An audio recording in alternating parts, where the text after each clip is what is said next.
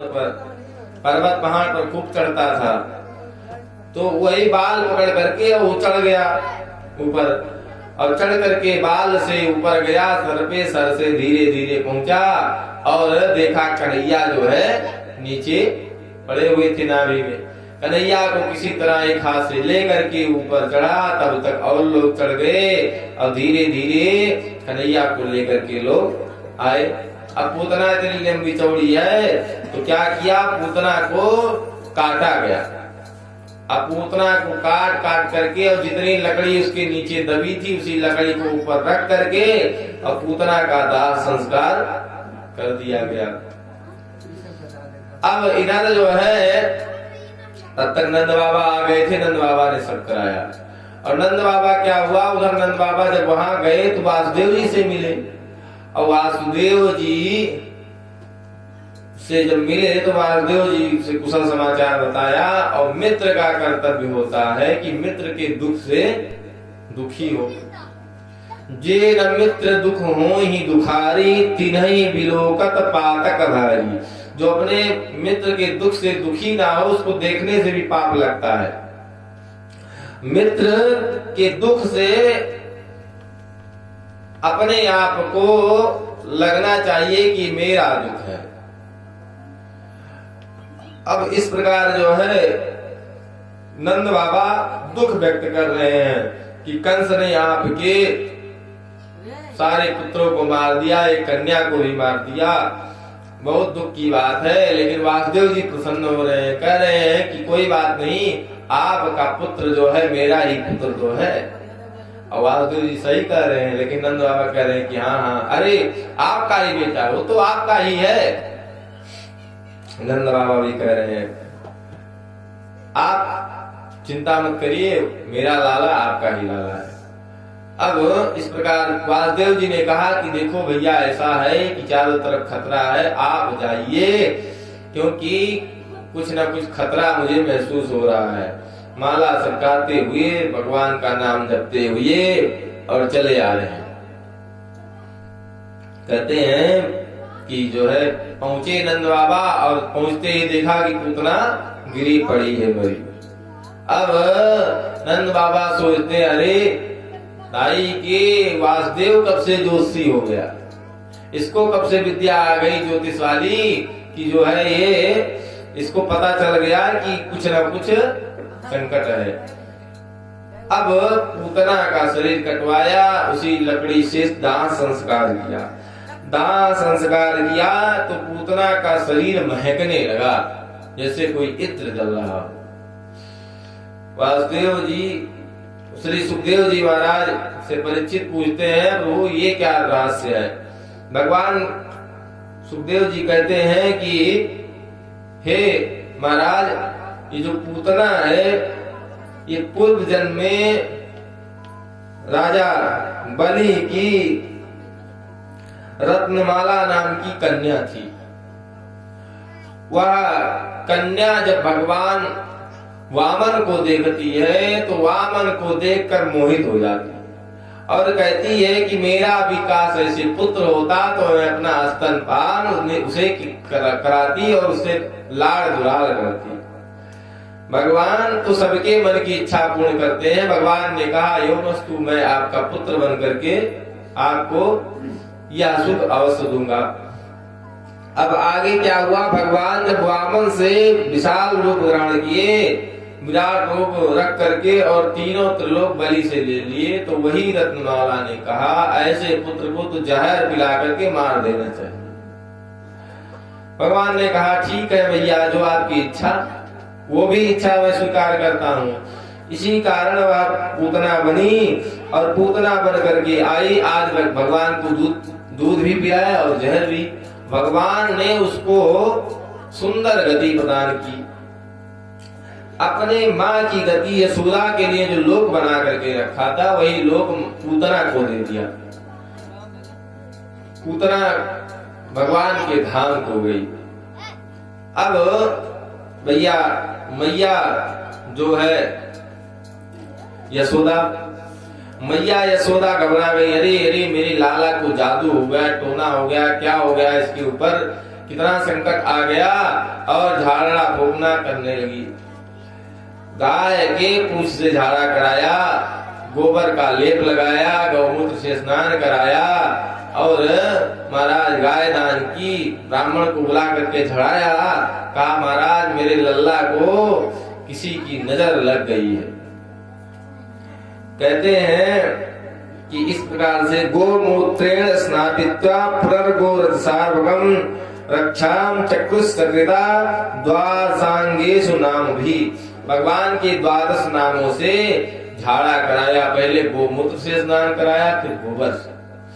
गाय का इतना महत्व है, यानी बड़े बड़े रोग जो है गोमूत्र पीने से ठीक हो जाते हैं। जो असाध्य रोग हैं वो गो के मूत्र से ठीक हो जाते हैं। बड़ी बड़ी जो अच्छी अच्छी दवाएं बनती है उसमें गौमूत्र प्रयोग में लाया जाता है।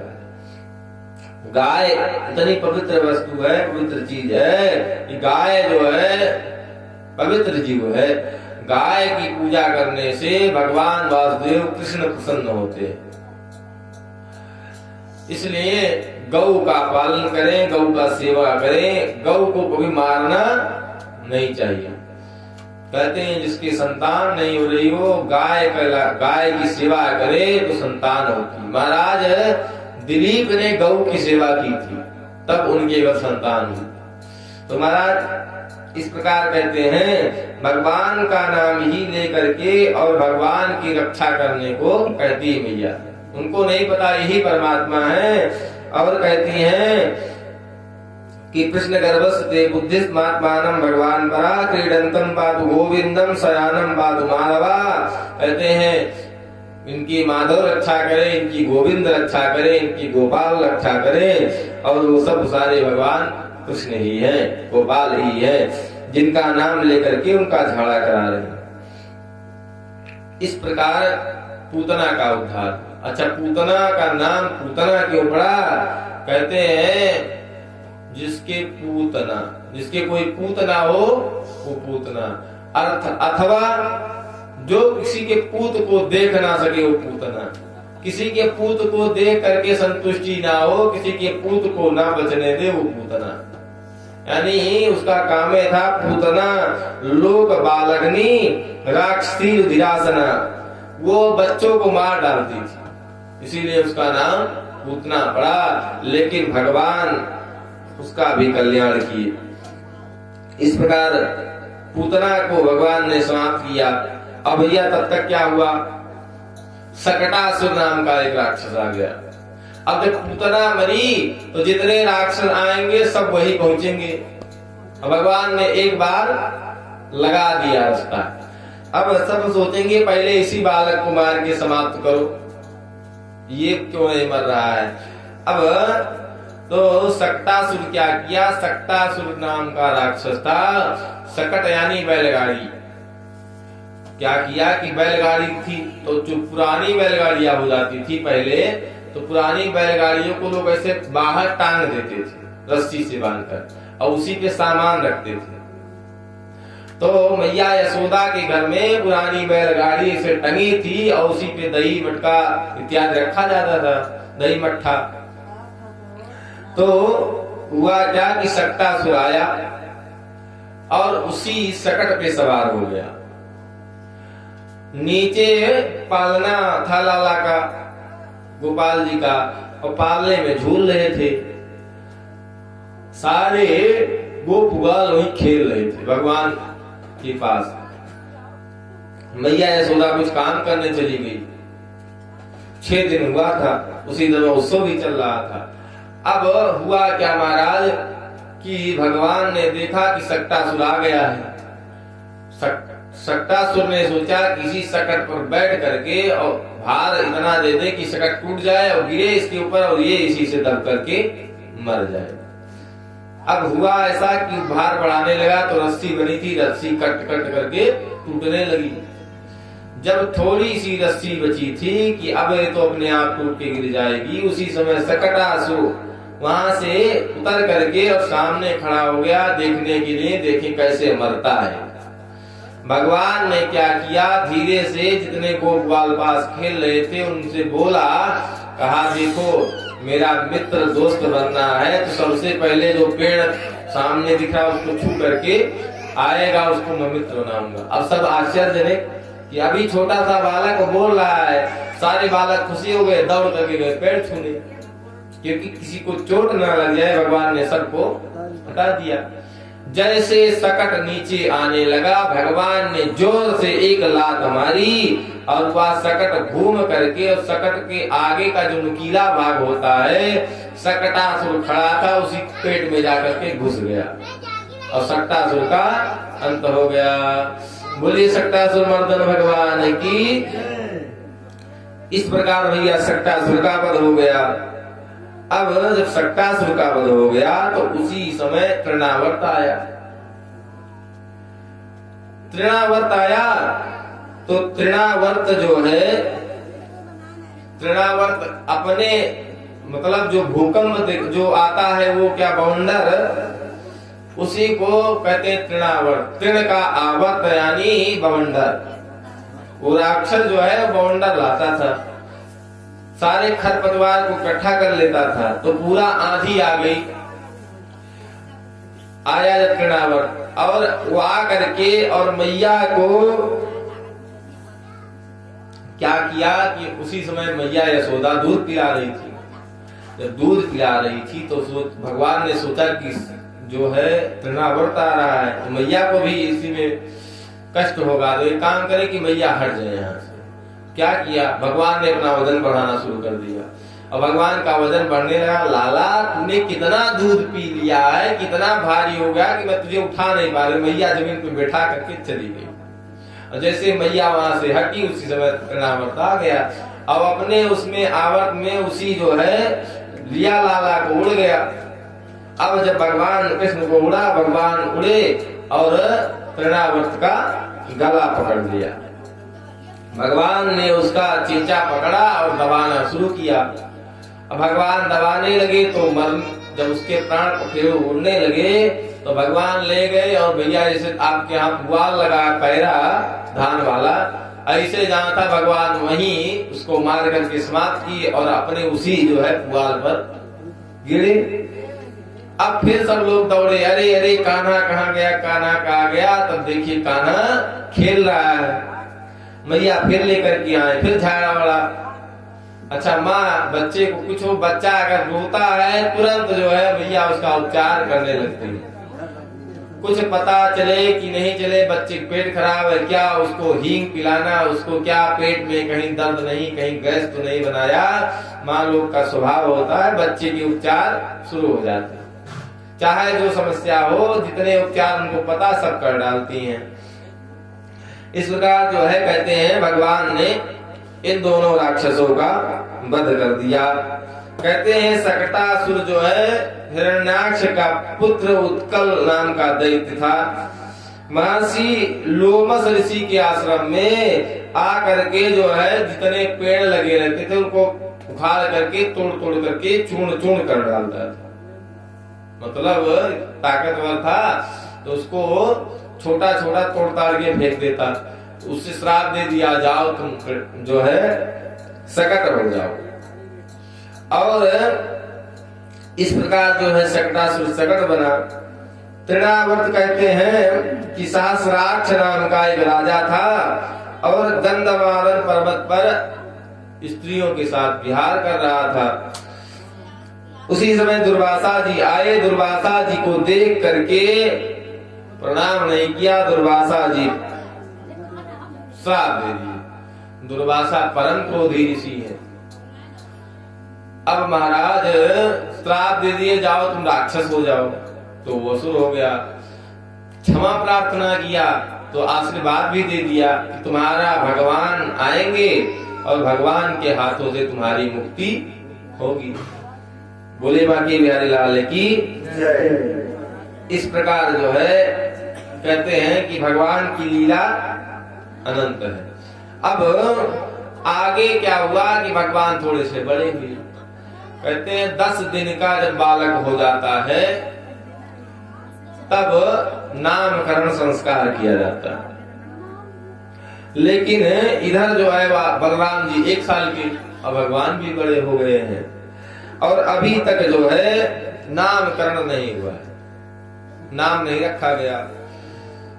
वासुदेव जी ने कहा कि अपने मान से जो है गर्ग मुनि से, जो उनके पुरोहित है गुरु जी, गर्ग से कहा कि महाराज आप जो है जाइए और मेरे पुत्र का नामकरण कराइए, दोनों पुत्रों का। इधर से जो है गर्ग जी आए घूमते हुए और नंद जी के यहाँ पहुंचे जब गर्ग जी।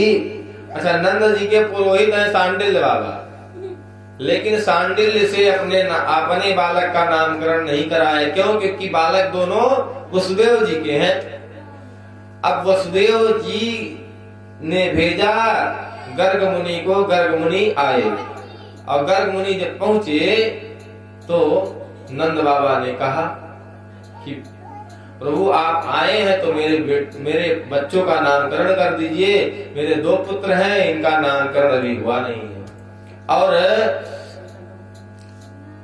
महर्षि मेरे गुरु जी जो है सांडिल्य मुनि ने कहा था कि गर्ग जब आएंगे, गर्ग महर्षि, तो उन्हीं से नामकरण कराना, क्योंकि सांडिल्य भी जानते थे कि ये तो वसुदेव के पुत्र हैं। इस प्रकार जब आए गर्ग जी तो प्रार्थना किया। गर्ग जी ने कहा भैया तुम्हारे साथ बड़ा लफड़ा है, क्या तुम अभी कोई काम हो, लाला ने करवट बदली तो तुम्हारे यहाँ उत्सव, करवट बदलने का उत्सव, लाला हंसा तो हंसने का उत्सव, लाला मुस्कुराया उसका उत्सव, लाला अभी सर उठाया उसका उत्सव। तुम्हारे यहाँ भैया तो बात बात में उत्सव होने लगता है, पूरे जवार को बुला करके तुम नाच गाना करने लगते हो। और समस्या ये है कि मैं जो है वो गुरु हूँ वसुदेव जी का, और अगर कहीं कंस को पता चला तुम्हारे लिए भी समस्या हो जाएगी। यदु नाम महमाचार्य ख्यातश्च भुवि सर्वतः, सारे लोग जानते हैं कि मैं आचार्य हूँ यदुवंश का। और कंस को पता चला तो कंस सोचेगा कहीं यही तो नहीं वसुदेव का पुत्र है, इसलिए जो है तो मैं कैसे नामकरण करूं। अब नंद बाबा ने कहा नामकरण आप कर दीजिए, मैं किसी से कुछ कहूंगा नहीं, चुपके से हो जाए। तब गर्ग जी ने कहा भैया ऐसा है कि गौशाला में चलो, गौशाला के बीच में तब वहां स्थान बना करके वहां पूजा पाठ हुआ, वही नामकरण भगवान का होना।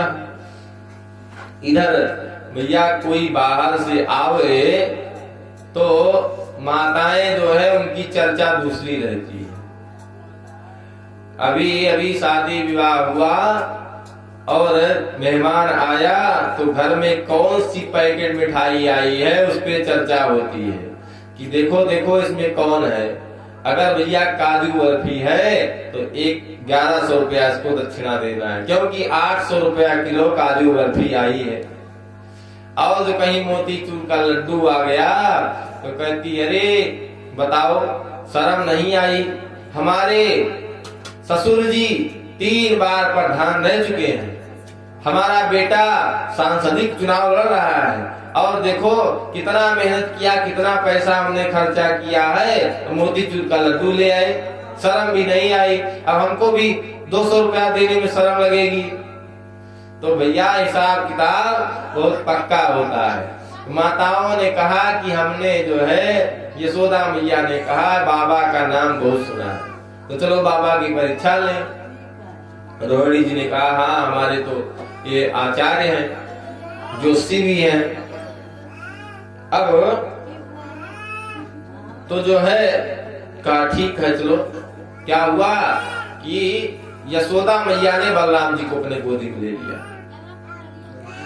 और लाला कृष्ण को दे दिया, रोहिणी जी को लेकर के चली।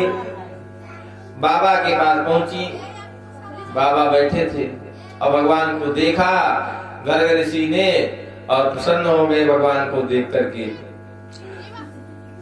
मैया यशोदा आगे जाकर के बैठी और कहीं बाबा ये मेरा पुत्र है, पहले इसका नामकरण करिए।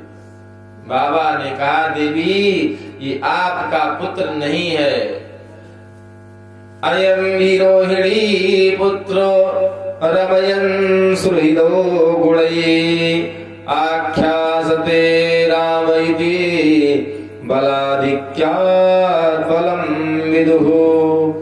कहते हैं कि ये तो रोहिणी का पुत्र है और इसका नाम जो है बलराम होगा, क्योंकि इसमें बल की बहुत अधिकता होगी। इसे लोग संकर्षण भी कहेंगे। इसका नाम राम रहेगा, बल अधिक होने से बलराम कहलाएगा। और ये कभी देवकी के गर्भ में था, निकाल करके आपके गर्भ में आया था, इससे इसका संकर्षण नाम होगा। अब प्रसन्न हो जाती है यशोदा मैया, बाबा तो बहुत पहुंचे हुए हैं। यशोदा मैया ने कहा, बाबा ये भी मेरा पुत्र है और वो भी पुत्र है, हमें इसमें कोई भेद नहीं है। अब भगवान का नामकरण करने की बारी आई। भगवान को गोद में लिया और जैसे गोद में लिया दर्शन हुए भगवान के, और महाराज खो गए गर्भमुनि। सांस वास बंद हो गई, ध्यान में चले गए। और भैया जिसकी सांस बंद हो जाए, आंख बंद हो जाए, तो उसको क्या समझा जाए। अब हाथ वाथ फिराती है यशोदा मैया और कहती है, अरे राम राम राम राम, अरे देख बहन, लग रहा है बाबा चले गए वो हैं? बोले बाके बिहारी लाल की। अरे बाबा को जाना ही था तो यही जाना था, कहीं और जा करके जाते हैं? अगिला, हे बाबा उठो। अब जो है गर्ग मुनि को होश आया, ध्यान से बाहर आए। तब यशोदा मैया कहती है, अरे बाबा कहाँ खो गए हो? कहते हैं, भैया ऐसा है कि मैं इसके मस्तक की रेखा पढ़ रहा था। बहुत बारीक रेखा होती है, कहीं इधर उधर हो जाए तो भविष्य गड़बड़ हो जाता है, इसलिए मैं इसके बारे में बताता हूँ। कहते हैं कि पहले तो जो है शुक्लो रक्तस्थ था पीता इदानीं कृष्णतां गतः। पहले ये शुक्ल वर्ण का होता था, पहले ये शुक्ल वर्ण के रूप में आए, फिर रक्त वर्ण के रूप में आए, फिर पीत वर्ण के रूप में आए, इदानीं कृष्णतां गतः। इस समय श्याम सुंदर कृष्ण बन करके आए हैं, इनका नाम होगा कृष्ण। कभी ये जो है वसुदेव के कहने जा रहे थे जो है कि ये तो साक्षात, तब तक भगवान ने इशारा किया, रे बाबा बोल पट्टी खोलेगा क्या? कहे कि साक्षात गुणों का भंडार है।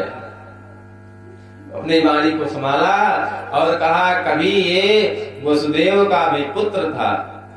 अब यशोदा मैया सोचती है पुराने जमाने की बात होगी, कभी हुआ होगा ऐसा। और इस प्रकार जो है कहते हैं, बहून संति नामानी रूपाणि चतुर्दशते।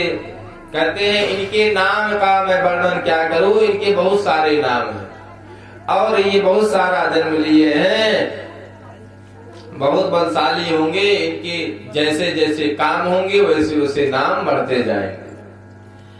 इनका प्रसिद्ध नाम होगा कृष्ण, और कृष्ण का अर्थ होता है कर्षयति कृष्णा। जो नाम से ही आकर्षण कर ले वही कृष्ण है। इनको देखते ही, इनको सुनते ही लोग इनकी तरफ आकर्षित हो जाएंगे। बोल वृंदावन बिहारी लाल की। इस प्रकार भगवान का नामकरण हुआ। अब भगवान थोड़े से बड़े होने लगे। एकदा क्रीडयामानस्ते रामाद्या गोपदारका कृष्णो मृदं भक्षितवान् इति रात्रे निवेदित। भगवान थोड़े से बड़े हुए और भगवान क्या किए कि जो है मिट्टी खा लिए। अब धरती मैया जो है पृथ्वी लक्ष्मी जी का रूप है। पृथ्वी जो है वो भगवान की पत्नी है। तो पृथ्वी मैया ने कहा, प्रभु मेरा भी उपहार स्वीकार करिए कुछ। तो भगवान ने कहा ठीक है। और पृथ्वी में क्या है, मिट्टी है, भगवान मिट्टी थोड़ा सा ग्रहण कर लिया। और बलदाऊ भैया देख रहे थे। अच्छा, भगवान जब पैदा हुए तो बलदाऊ भैया जो है, भगवान जब आए यहाँ प्रकट हुए तो बलदाऊ भैया रोने लगे। तब रोना शुरू किया। जब जिस समय भगवान श्री कृष्ण आए उस समय बलदाऊ भैया रोना शुरू किए। तब तक रोए नहीं थे, न बोले थे, न हंसे थे, न इधर न उधर, जैसे कोई बुढ़ा हो पड़ा रहे। लेकिन जैसे भगवान को देखा, रोना इतना शुरू किया कि जब तक रोहिणी जी उठा करके भगवान के पास नहीं ले जाती तब तक रोते रहे। भगवान को देखते ही प्रसन्न हो गए और हंसने खेलने लगे। रोहिणी जी भी प्रसन्न हो गए। अब भगवान थोड़े से बड़े हुए, बलदाऊ 1 साल बड़े हैं, तो कृष्ण भगवान ने मिट्टी खाई। अब दाऊ दादा देख रहे थे। अब दाऊ दादा झट से गए और भैया से बता दिया क्या कि कन्हैया ने माटी खाई। अब जब कन्हैया ने माटी खाई और मैया ने कृष्ण जब नाम रखा तो मैया ने कहा कि ये तो बहुत कठिन नाम है, मैं तो इसे कनुआ कहकर बुलाऊंगी। कृष्ण से हो गए कनुआ। अब कोई कान्हा कहे, कोई कन्हैया कहे, मैया तो कनुआ कहती है। वही कहते हैं कि सब लोग जो नाम भगवान का लेकर पुकारे, भगवान सबका कल्याण किए। तो अब कन्हैया ने मट्टी खाई, बलदाऊ ने कह दिया, और भगवान फंस गए। मैया डंडा लेकर के पहुंची। कहा क्यों रे कन्हैया, तेने मट्टी खाई? कन्हैया ने कहा नहीं, ना हम भक्षितवान मम्बा सर्वे मिथ्या विशंसिनः। और साथ में जितने लोग थे सब कह रहे थे मिट्टी खाई, और सब के ऊपर झूठ कहा भगवान ने कि सब झूठ बोल रहे हैं। कैसे? यदि सत्य गृहस्थरही समक्षम पश्य मे मुखम। यदि आपको सही सही जानना है तो मेरे मुख को देख लीजिए। मैया ने कहा अच्छा, सब झूठ बोल रहे हैं, तही एक चीज सत्यवादी है। मैया से कहते हाँ मैया मैं ही सत्यवादी हूँ, सब झूठ बोल रहे हैं। अब भगवान क्या हुआ, भगवान ने कहा मैया मेरा मुख देख लो, और मैया देखने आ गई। मैया ने कहा खोल मुख, और भगवान ने मुख खोला। उसके पहले भगवान ने कहा कि मैया देख लो मैं मिट्टी नहीं खाई। मैया नहीं मानी तो मुख खोल दिया, और जैसे मुख खोला और मुख में सारा संसार दिखने लगा। क्या दिखा? पहले तो सौर मंडल दिखा, गैलेक्सी, उस गैलेक्सी में ब्रह्मांड, ब्रह्मांड में जो है पृथ्वी, पृथ्वी में सूर्य, चांद, तारे, सितारे, सूर्य सब दिखे। उसमें पृथ्वी दिखी, पृथ्वी में भारत देश दिखा। भारत में क्या दिखा? मथुरा, नंदगांव, और मैया का घर। घर के बाहर कन्हैया और मैया बैठे हुए हैं, और मैया कन्हैया को डांट रही है, और कन्हैया का मुख खुलवा के देख रही है। महाराज सब दिख गया। मैया चकित होकर के गिर पड़ी। फिर भगवान ने अपनी माया फेरी और सब कुछ भूल गई मैया। मैया ने कहा कन्हैया तू बहुत लीला करता है, तू झूठ बोल रहा है, बता तैने मट्टी खाई कि नहीं खाई? कन्हैया ने कहा मैया तू पानी पी पी करके मुझे झूठा साबित कर रही। मैया ने कहा अरे दाई गे मैं पानी कब पी ली? कन्हैया ने कहा मैया तेरे मुख में जो राल बन रही क्या पानी ही तो है, और उसे तू पी रही है, क्योंकि राल हमेशा बनती रहती है। अब मैया ने कहा कन्हैया मुख की चीज को मुख में लेना, उसे पीना नहीं कहते, जब बाहर से पीऊंगी तब पानी होगा। कन्हैया ने कहा मैया यही बात तो मैं भी समझा रहा हूँ, ये सारा ब्रह्मांड मेरे अंदर है, तो ये मिट्टी भी मेरे अंदर है, तो मैं अंदर की चीज अंदर रख रहा हूँ, तो उसमें मैं झूठा कहाँ हुआ? तो सूरदास जी लिखते हैं कि मैया मोरी मैं नहीं, कहते हैं कि मैंने तो